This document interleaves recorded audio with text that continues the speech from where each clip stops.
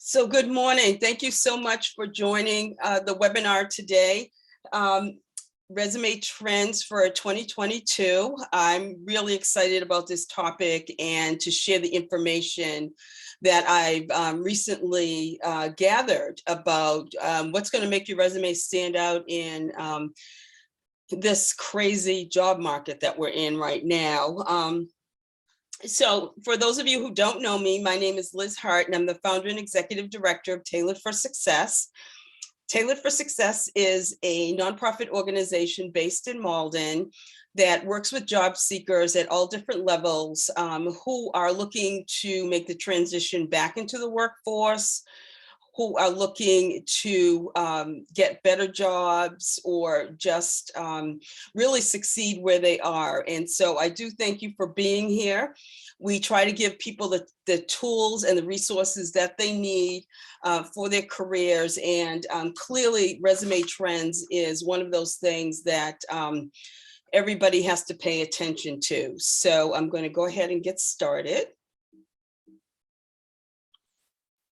Okay, so I just want to start with just a few housekeeping items, and that being that this webinar will be recorded, and you will receive a recording and any handouts that are relevant to the topic within 48 hours.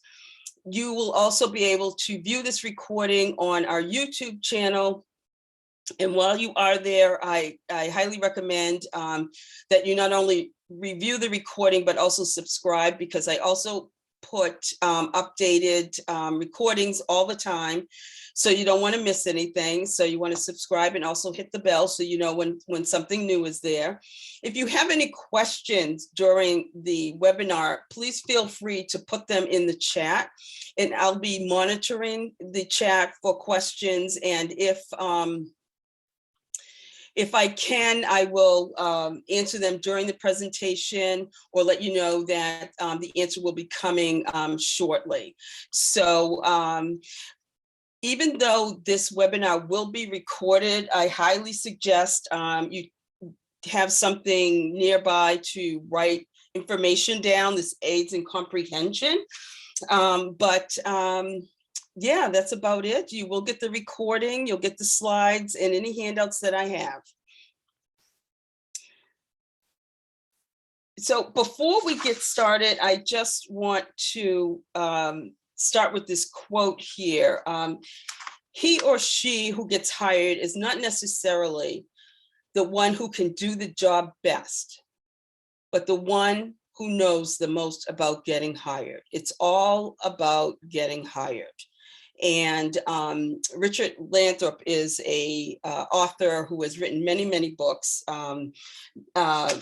Mainly, he is known for writing the book Who's Who and Who's Getting Hired. And so, you know, when you're in job search, it always feels like it's the person with the most experience, the person with an inside contact to the company, but sometimes it's just someone who knows the most about getting hired. Oops, there we go. Okay, all right. So here's what we're going to be covering during our time together. If this is your first Tailored for Success webinar, I want to welcome you. If you have joined before, welcome back. It's good to have you. What we will be talking about this morning, first and foremost, is 2022 job market overview. You know, it's really important to put things in context and to understand exactly what the job market is and what's affecting it. So I'll talk a little bit about that. I'll also talk about 2022 resume tips that everyone should know. I'll also talk a little bit about basic resume format and so forth within that second section. The third section will be how to stand out from a very crowded market right now. I'll also talk about the top 5 mistakes that people make with their resumes.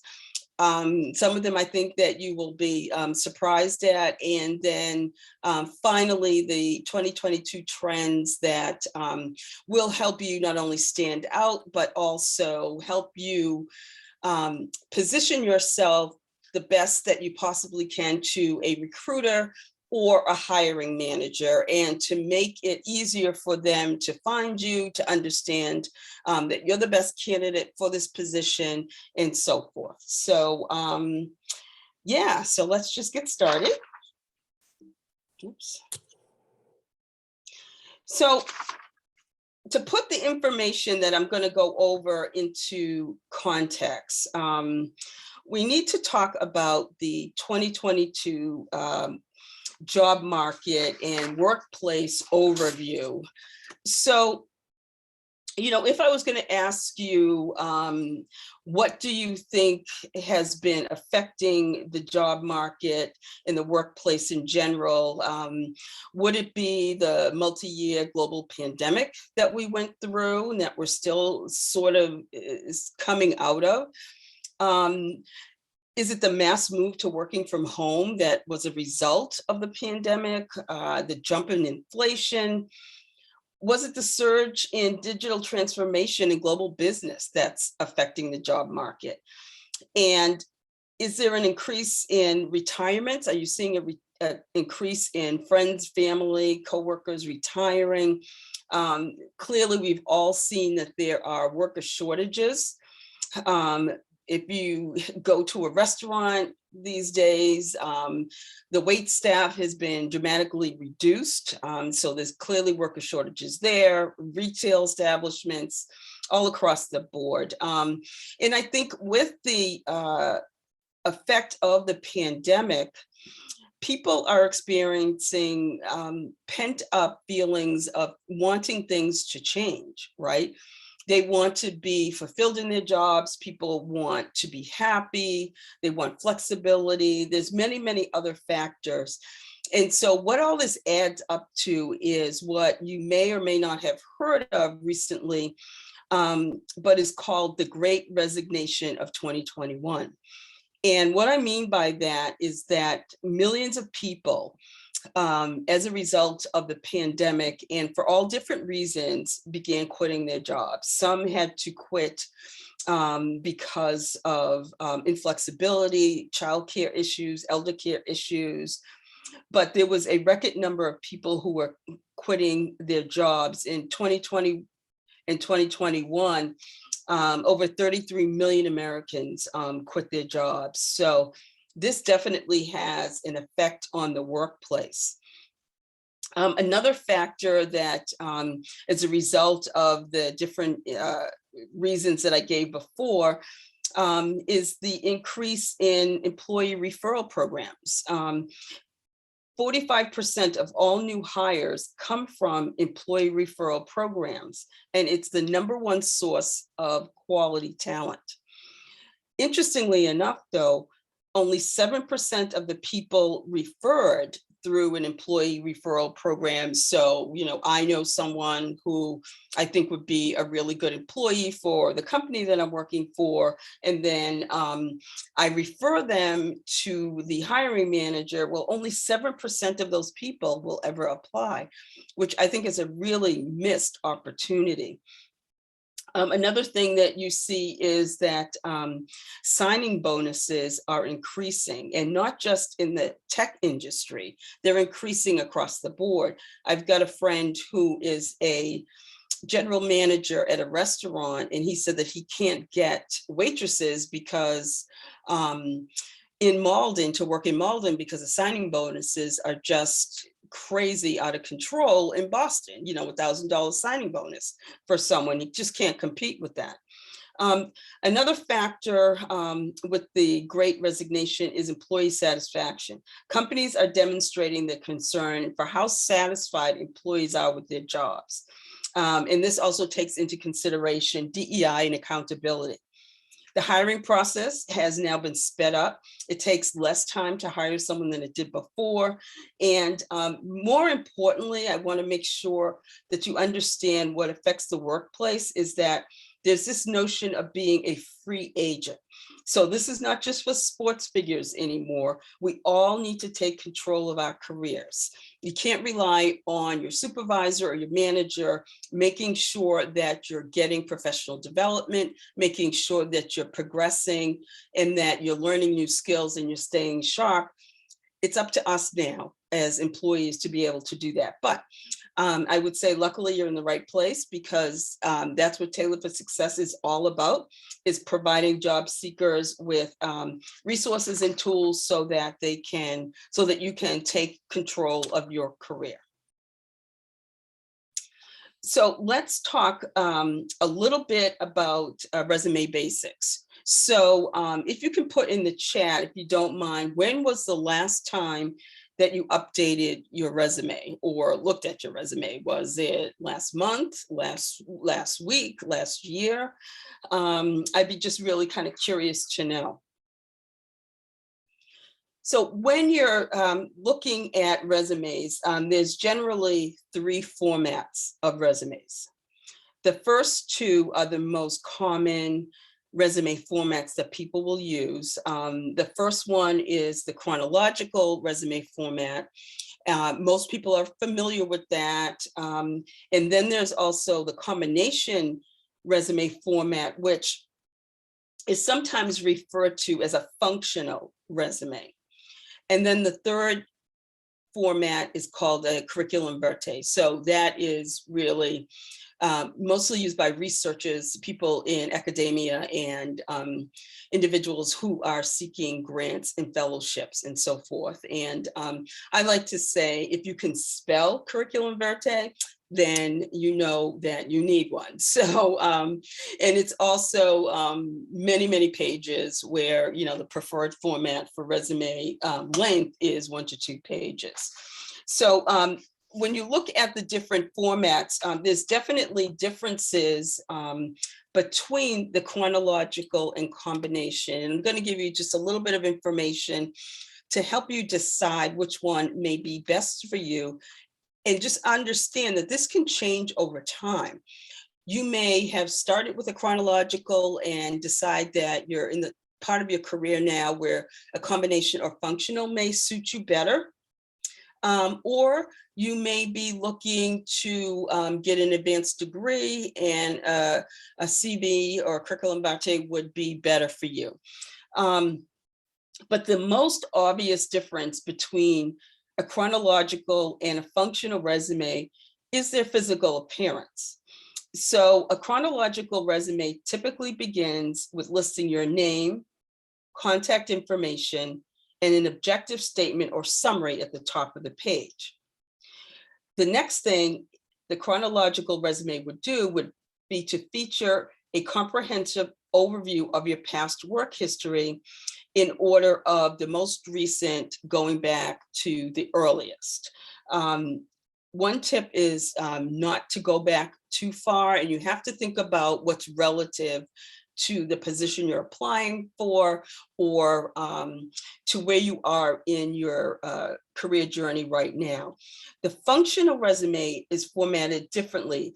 Clearly also begins with name, contact information, just the same as a chronological resume.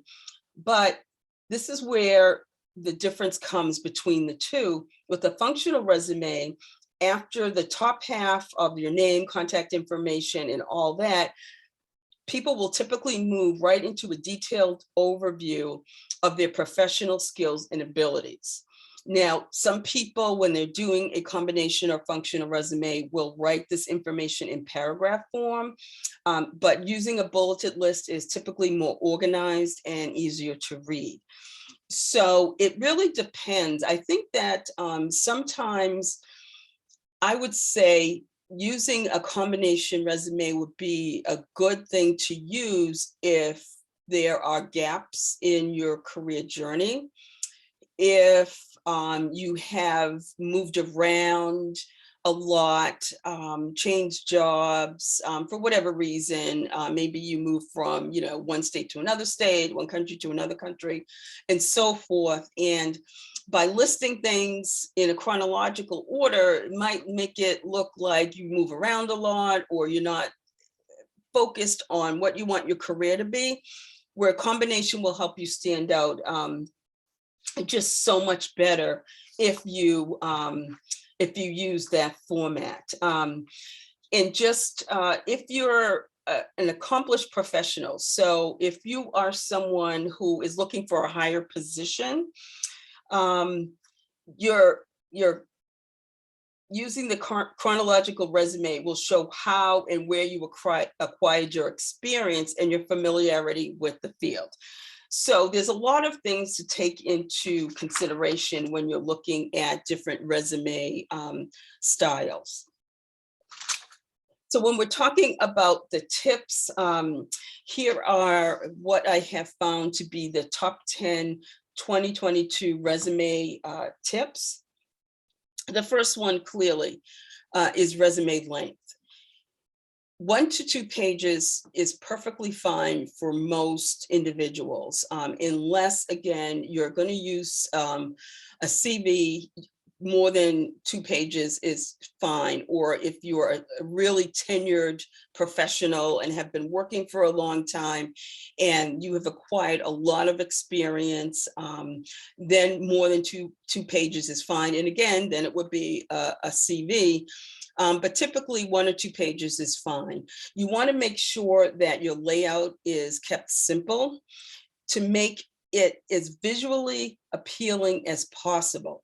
You want to use simple words and keywords. This is not a place to show your advanced vocabulary. Keep it simple, keep it within the keywords of the industry, and use a very plain format.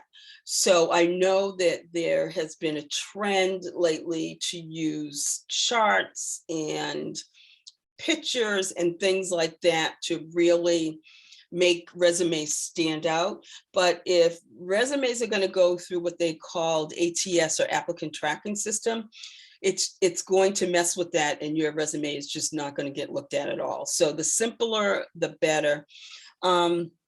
Number 3, use a summary section, and I'll talk about this a little bit more later.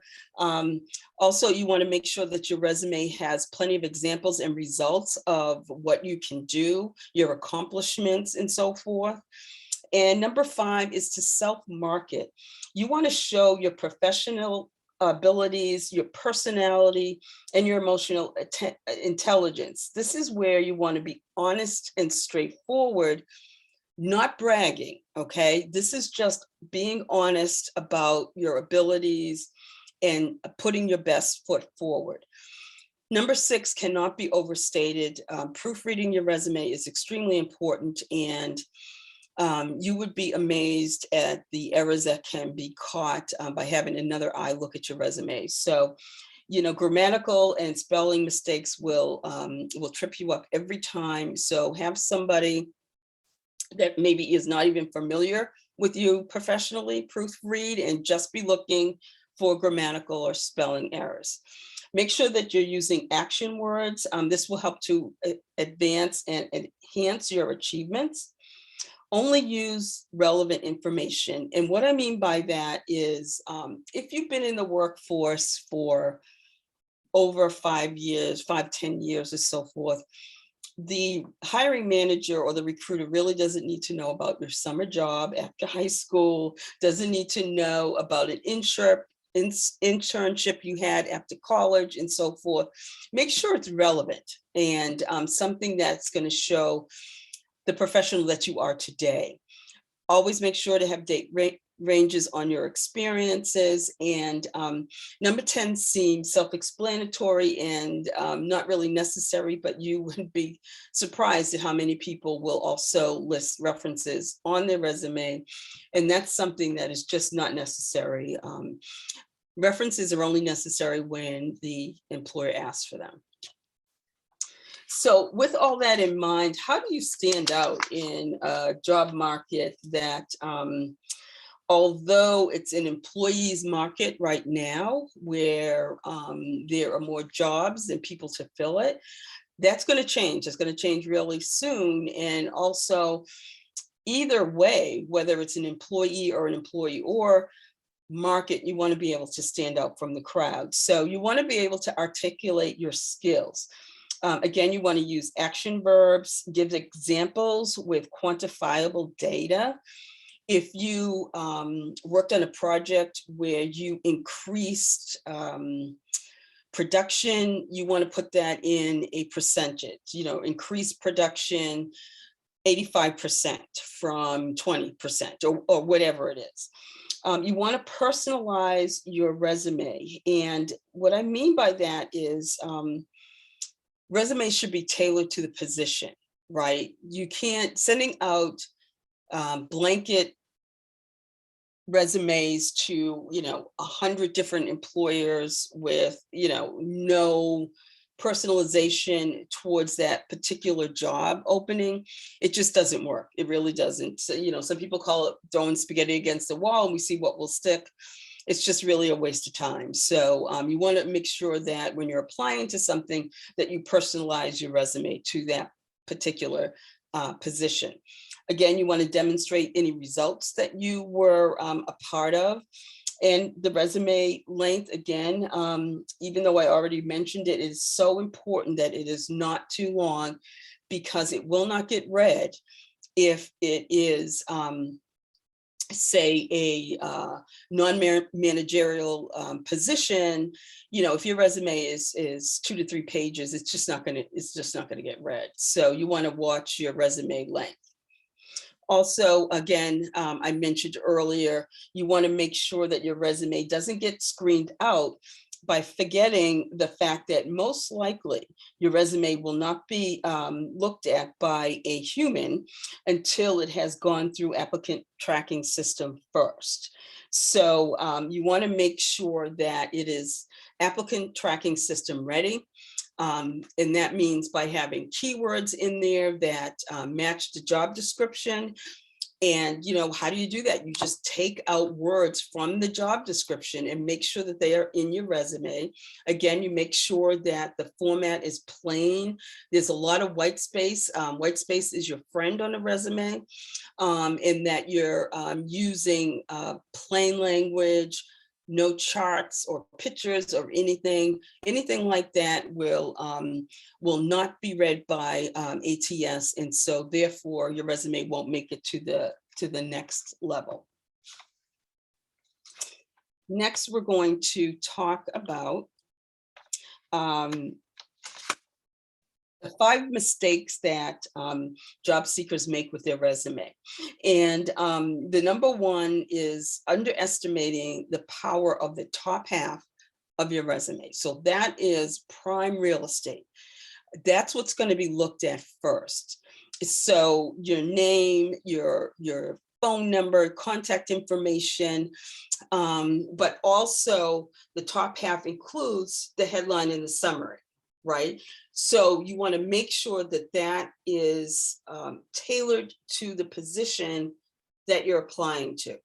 So not customizing that headline and summary is a huge mistake, because if it's customized, the person that is looking at it will look at it, will be more interested in it, because if they don't get by the first top half, they're not going to look at the rest. So whatever is most important. So let's say, for instance, you're a recent college grad, and the position that you're applying for, what comes to mind is, in the science technology industry, where you went to college is really important. So you want to put that at the top half, because that's the prime real estate, and they're going to be looking for that first. And if they don't see that, if the recruiter or hiring manager doesn't see that, they're probably not going to get to the end where then you're listing your education. So you want to put that up the top. Also, not including quantifiable results, which I talked about a little bit before. And lastly, not matching your skills to today's job market, not what happened 5-10 years ago, what the skills that were important, but the skills that are important today. And so the skills that are really important in today's job market are both hard and soft skills. So just a little explanation. Hard skills, you want to think in terms of skills that are specific to the job.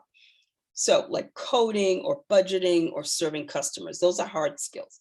Soft skills are skills that are coincidentally the number one skill that employers are looking for today, because they can train you how to do the hard skills, but the soft skills, if you don't have them, then you're not going to be a good employee. And soft skills are your interpersonal skills, how you get along with people, your communication, your leadership, and so forth. Those are the skills. The soft skills are the skills that you could take anywhere. So it's really important to develop those skills, because those will serve you the best. So I talked about the top 5 mistakes that people are making in 2022, not underestimating the power of the top half of the resume, not customizing the headline summary, not including quantifiable results, and not matching skills. But there's also 10 things you want to avoid putting on your resume. And just a really quick list is, and I'll send this out in a handout after the webinar. You don't want to put your age or anything that suggests your age on your resume, any personal details. And I know in different countries this varies, but in the US, personal details are not put on a resume. Any irrelevant or outdated work data. So again, that's the the internship right out of college, and you graduated college 10 years ago, right? Inconsistent formatting. So if you're using bullets, stay with bullets. Don't switch from bullets to arrows to little boxes or anything like that. You want to keep it consistent. Never put anything about your salary information on a resume, or even talk salary. When you're in the interview, we can talk about that at another time. I'm going to have a salary negotiation workshop. Any typos, errors, or goofs. Get many people to read it. Number 7 is lies or opinions, and you can't lie on your resume. You can't embellish on your resume. You will always get caught. My husband is in HR, and he does HR for the Commonwealth of Mass. And I can't tell you how many times he tells me that people will put down a bogus college degree on their resume. Employers check this. Even the Commonwealth checks it. There's a service that most employers will sign up for, where they can check whether your degree, where you actually got this degree or not. So embellishing, it just doesn't work. It really doesn't. And also, I'll just make a quick mention. I had a question in a workshop once about lying or leaving out the fact that you may have had some type of a criminal background. Again, it's illegal to ask about that, but if there's a significant gap, which is due to maybe being in prison or on probation or something, it's better to be honest about that and explain that in the interview than to try to lie, because they will find out. References, again, do not put references on your objective. This is a little bit personal preference, but generally you don't want to put an objective on a resume because that tells what you want from the job versus what you can do for them, right? Instead, write the summary statement, not an objective. A summary statement that highlights what you can offer the employer or the company. And lastly, any unnecessary words or company jargon or annoying buzzwords like I'm a people pleaser, or I have synergy with my employers, things like that. I think outside the box. I mean, we all know what those buzzwords are, but you really want to avoid those. So as we come to the end of our time, there's a lot of material that I'm trying to cram in a half an hour webinar, but I want to make sure that I talk about the 2022 trends that I'm seeing. And one I think is a real game changer. So first of all, you want to lose the skills section. And what I mean by that is that section that says maybe skills and competencies that are bulleted. Okay. And the reason why you want to lose that is because again, that's that top half of your resume, and that is valuable real estate. You don't want to crowd that with just a blanket list of skills. Instead, what you want to do is incorporate those skills into the descriptions of what you did at particular companies that you worked for. Rather than listing them out and pulling them out, just incorporate them in the descriptions. That's a much better way to do it. And what I think is a game changer, something that I just recently learned, is when you're listing on your resume the companies that you worked for, put the company link in there, a link to the company, or even better, a little description about what the company does. That will aid the hiring manager or recruiter to see exactly what you did before and what kind of company you worked for. Not everybody knows there's a company here in Malden called MAPFRE, M-A-P-F-R-E. I mean, if you didn't know what that stood for, having a description of it in your resume, and it doesn't have to take up a lot of space, but that will help your recruiter or the hiring manager. And I think it's a real game changer on a resume. That shows that you're trying to help them as much as possible pick the right person. Again, I talked about, tailoring your resume to the position. Another thing I think is a game changer is think about how you're saving your resume as either a PDF or a Word file.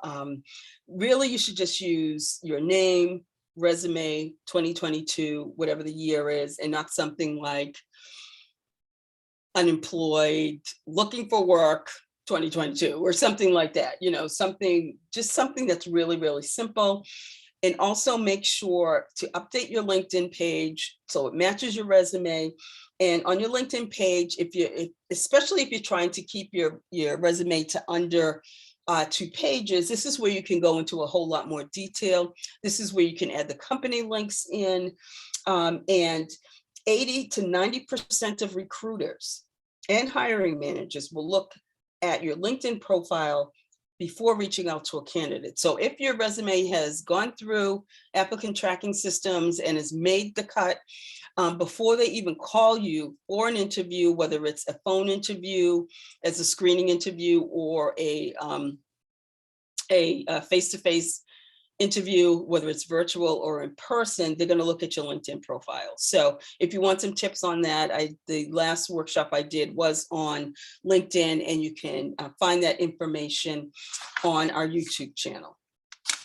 So that is the information that I have for you, a quick and dirty updates of the 2022 trends for resumes. If you're looking for more information about different topics, Taylor for Success does have a podcast called Pivot Point: Career Success is a Journey.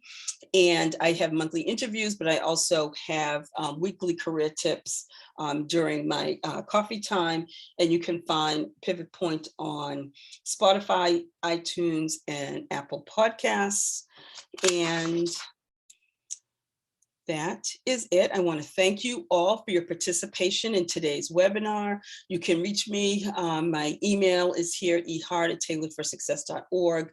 Go to our website. I don't have April's workshop scheduled yet. I've got a neat idea that I'm working on, so I haven't put it all together yet, but I would suggest that you check our website and sign up for our community so that you know when the next webinar is coming out.